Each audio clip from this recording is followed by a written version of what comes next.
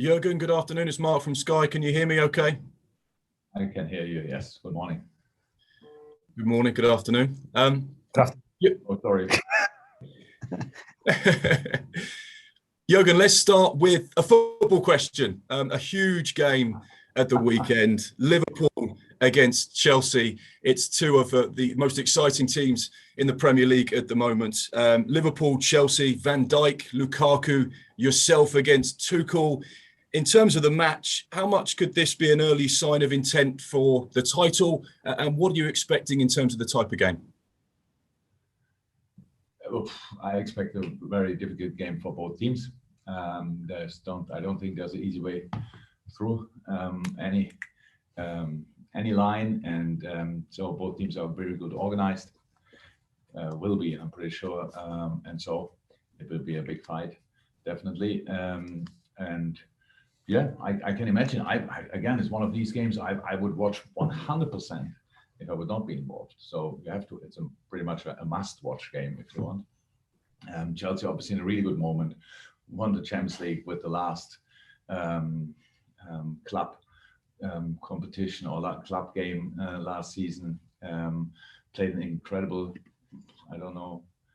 last half of the season. Since Thomas was in, really developed in the right direction. So brought now Lukaku in, which doesn't make them worse, obviously. And so yeah, is a tough opponent. But we are actually not in the worst moment as well, and hopefully we can show that. In terms of the transfer window, there's 4 days left now. When you look at your rivals, the likes of Manchester City, who have spent 100 million on Jack Grealish. You look at Chelsea, who you've touched upon there, and Lukaku, who they spend £97.5 million on. Liverpool haven't done that much business in that kind of market. Are you expecting a busy 4 days? And how does that business that those clubs have done change the dynamic of the title race? Do I expect a busy 4 days for us? Not really. To be 100% honest. But you never know. That's how it is. But how much does it change? Yes, the options, I think, didn't get worse for some teams. That's clear. But in the end, I said it a couple of times before, there are so many different reasons to win a football game and so many different ways to win a football game. And it's not all about bringing in new players and all this kind of stuff. Again, it's a little bit disappointing that I always have to mention that, but we brought in Ibu Konate. It was not a bargain or whatever. It cost money as well. But yes, all these offensive attacking players other clubs are signing, that's obviously something they thought they need, and they had the resources to do it. That's the situation. But we will not take that or use that as any kind of excuse in any kind of game. We will just go for it with all we have. We have other things we can build on. We are together for a while already. We are in this specific case now we play at home. That must be an advantage, and these kind of things. So look, I have really no time to look at other clubs. Of course, I get to see the news and all that stuff when they sign a player, but I really have no time to think then how can they line up, what can they do when we play them. We think about that, and I think that's enough. And one final question from me, Jurgen. You've touched upon the attacking options for other teams in the Premier League. Of course, you can't do anything about it, but there must be one part of you that is watching quite closely the Manchester City situation and their potential move for Cristiano Ronaldo. It's very rare you get the opportunity to sign one of the greatest players in the world, and that deal seems to be getting closer. How much would that be exciting as a football man like yourself to see him in the Premier League, in English football, and how that would change the whole kind of repertoire at the top of the Premier League? Because this season it seems to be so exciting. Yeah, true. Yeah, Cristiano, I watched that like a football supporter, actually. I have not more knowledge about it. Probably you have much more knowledge about it, if it will happen or not, than I have. But again, it's not about me to judge that or whatever. It's just if other clubs can do things like this. It's not obviously not a business for the future. I say in 3-4 years we will have then the benefit of that. It's for now and immediately, if that happens, and that's how some clubs are obviously working, and that's absolutely fine. But there must be different ways. There must be a team a year later and 2 years for us is at least, and 3 years later as well, and all this kind of stuff. You need success. It's really nice if we felt that if you can win trophies, it's great. But it's not even with the best squad in the world. It's not every year possible. And if that's not possible, you still need to make sure that you develop as a team, as a club, that you use these kind of things. And that's what we did, and that's what we do. And anything else, or all the rest is really not in our hands. And we watch it like all of you, and we'll see what happens. Okay. Thank you, Mark. We'll go to Damien Johnson from Premier League Productions. Damien. Afternoon, Jurgen.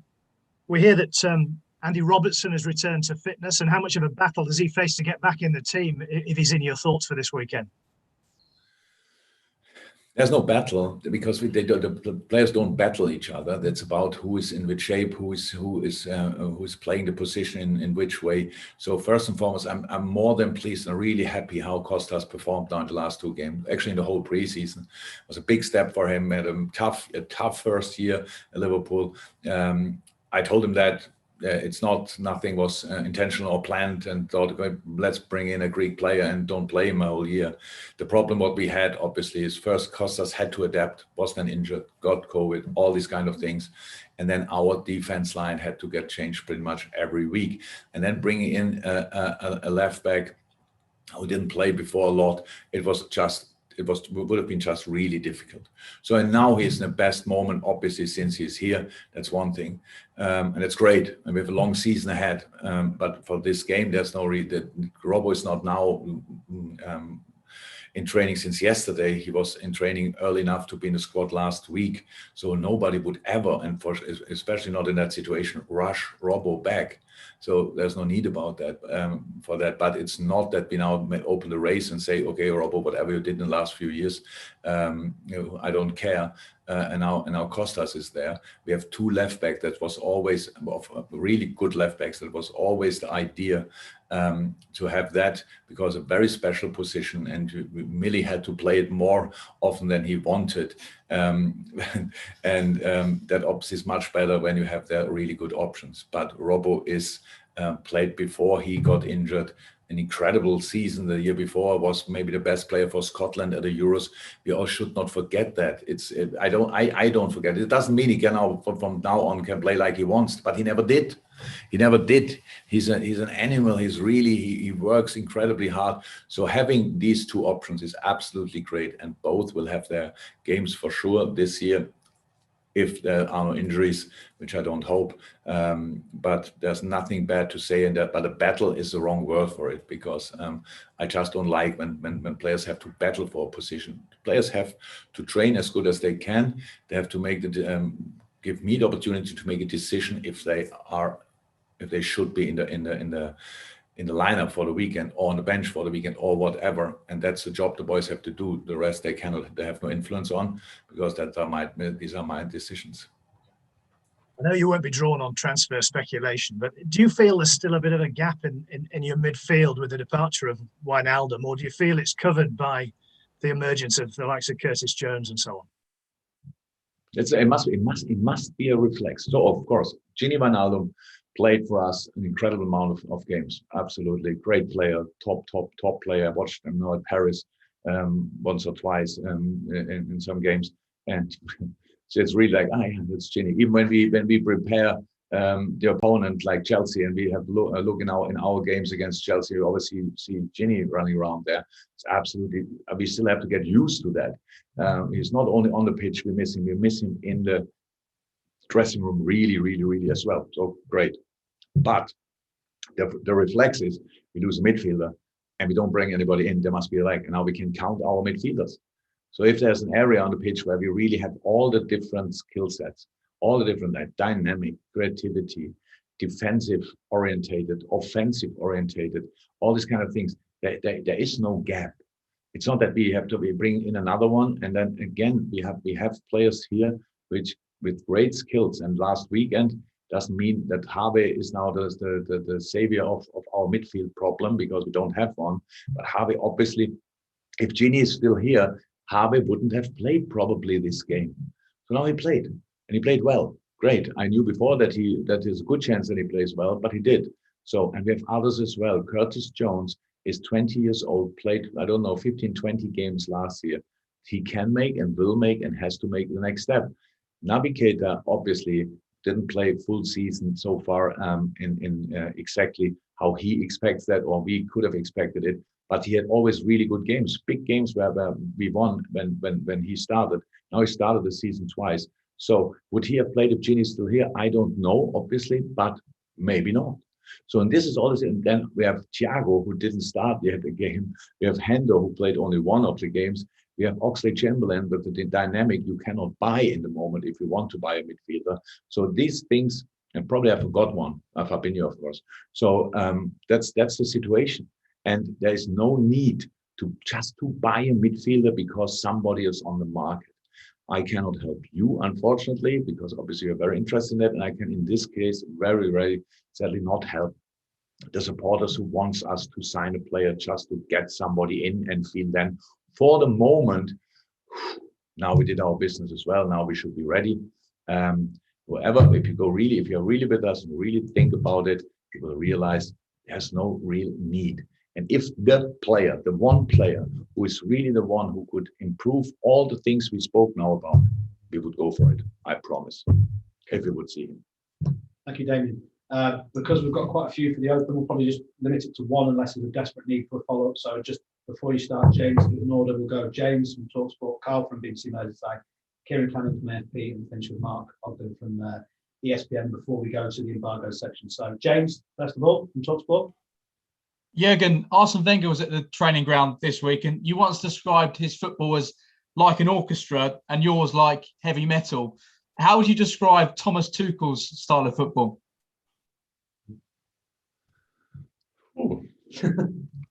I'm not too much in music, so probably that's why I choose these two, for me at least, very far apart music styles, if you want. So I cannot find now something in between. But what Thomas did at Chelsea is absolutely exceptional, I have to say. I was never in doubt about it, that he will have a massive impact there, that it will go that quick. I think not even he would have expected that exactly. But he won last night the I think European Coach of the Year, and absolutely deserved. Nobody had a bigger impact last season than he had. Really deserved. And so the combination, I said it before, of financial wealth and football knowledge is always a threat for all of us. That's how it is. And so what they are doing is really good. No doubt about that. Thomas is an exceptional manager and coach. And so all my respect. Okay, thank you, James. We go to Carl from the BBC. Hi, Jurgen. Hi. I was talking to Harvey Elliott's coach when he was at QPR at the age of 10 and 11 the other day, and he was saying that he was always first in training. He had a great attitude, great work ethic. And he also mentioned how he got fit ahead of this pre-season as well. Those early years, how crucial are they in the development of a player, especially how good he is now as well already? Incredibly important, but I can tell you that you will not find a lot of Premier League players where the youth coaches don't tell similar stories about them in that age group, because we don't have a lot of late developers. Let me say it like this: these kids are pretty early the best in their team. When you're the best, that's how it is with young boys, girls, kids in general. You're good in something, and when you really feel the passion for something, then you want to do more of it. So, and obviously Harvey did that, because Harvey is the opposite of a late developer, is a very, very early developer. So he was early ready to play adult football, obviously already with 16 at Fulham. And Fulham was for sure not in a situation where you thought, okay, come on, let's bring the kids. So it's just because Scott Parker probably that time saw in training, yeah, he could help. and now he's 18. And I thought last week, oh yeah, he will help in that game, and that's why we took the decision. So the early years are incredibly important, absolutely, but especially my generation had to develop without great coaches. Let me say it like this, because when we didn't have academies and stuff like this, so where were really good coaches where we could focus and concentrate early on football training, get more and more knowledge about the game. All these great players from your past, from my past, they all got coached by the mailman or the butcher of the village or the area of the town where you are from, just people who took the time for it. So yes, he is a great player, and thank God he is. And all the youth coaches he had, all the coaches he had so far, had their hand in that. And especially last year, I think in the championship, everybody who worked there with him did an exceptional job, because he made a big step last year. I was not sure about that before. When you go with 17 years old, you have to play championship, probably the hardest second division in the world. You have to play there, and then you make such a big step, play the amount of games he played. That showed he's not only a football talent, he seems to be a physical talent as well, that he's robust enough for all the challenges out there. Thank you, Carl. Last two questions. We'll go to Kieran from AFP and we'll finish with Mark. For the embargo section, it's been a pretty comprehensive press. If you want to start putting your hands up now, I won't be able to take everybody's question, but if at least you stick your hands up, I'll try and promote a couple of you in. Kieran. Hi, Jurgen. Hi, you touched on the issue with the internationals, the South American internationals last week, with FIFA extending the dates. Can I get your reaction to the news this week that the Premier League clubs won't be releasing players that are due to go to red list countries, and can you confirm that your players affected won't be travelling unless there's a last minute exemption? I think I can confirm that, because there's no chance really for it. So the situation is like that. And look, the international breaks, so when players have to go on international duty, for the club manager, it's never great. It's never think, oh my God, great, I have a few days off or whatever. So it's, oh my God, they have to travel a lot, I will come back late and all these kind of things. But we still always do it. We never moan, we never discuss it or whatever, just players, here's international duty. So here we go. The players want it, and we are completely fine with it. In this case, obviously, it's different, because England has different rules. And the rules in England are, if you come back from a red list country, you have to quarantine 10 days in a hotel, not a hotel of your choice. No, in a hotel which somebody tells you where it is, next to the airport or whatever, and it's not even close to be a spa hotel or whatever. It's eating and waiting and sleeping and stuff like this. And as the clubs, we cannot do that. Not only because we play games in that time when they come back, but they lose, obviously, without being positive. Without being positive, they lose 10 days of training. In 10 days, you can ask whoever you want, doctor, a sports science person, without any chance of moving, you lose muscle. That's how it is. You as an atrophy. I'm not sure if the right English word, and I don't know the German word, but you lose muscle. And then you come back, that's not only 10 days, then it's again, you have to start training, you have to do different stuff. And it's a real risk for the boys then if they have to play then 3, 4, 5 days after 10 days quarantine immediately again football. And so that's the problem we had. And we were not, it's not that we said that we do it like this. It's just the government, number 10, didn't give an exemption for football players, even when they are fully vaccinated. So, and then the situation is like it is. We cannot change it, but of course, then the players can't go. Okay, thank you, Kieran. Final question in the open goes to Mark, and we'll go to an embargo after this. Mark.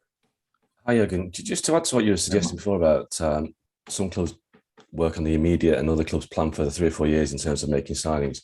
Do you feel we're now in an era whereby the commercial value of a player becomes as important to some clubs as the actual value on a pitch? And in that sense, if you were ever offered Messi or Ronaldo, would you take it on the basis of what they could add to the team on the pitch, or would you feel that there's a commercial element to it as well? First and foremost, I think with Messi and Ronaldo especially, I think there might be a commercial aspect of it, of course, but don't think that PSG brought Messi in because of the commercial, but maybe yes, I don't know. They brought him in because Messi still have a lot to give for the football team. That's it. And if Cristiano comes to the Premier League, I think that's the first intention as well in that case. But nobody came to me so far. I never had to make a commercial signing, whatever that means exactly. Nobody asked me for that. And if somebody would come, I would start thinking probably, but so far it never happened.